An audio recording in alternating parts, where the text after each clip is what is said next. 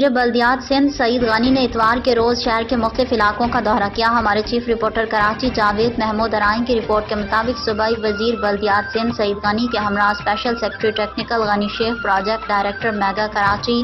آفتاب Chandio, project director شاہراہ بھٹو، نیاز Soomro, project manager کے D A Junaid اور دیگر بھی موجود تھے۔ وزیر بلدیات سندھ سعید غنی نے شہر میں جاری کراچی میگا پروجیکٹ اور کے ڈی اے کے تحت جاری منصوبوں اور آئندہ مالی سال کی سالانہ ترقیاتی منصوبوں میں شامل ہونے والے متعدد منصوبوں کے حوالے سے تفصیلی جائزہ لیا۔ وزیر بلدیات سندھ سعید غنی نے شاہراہ بھٹو پر جاری کام، کورنگی کاز وے، جام صادق برج، شاہ فیصل کالونی، قائد آباد سمیت دیگر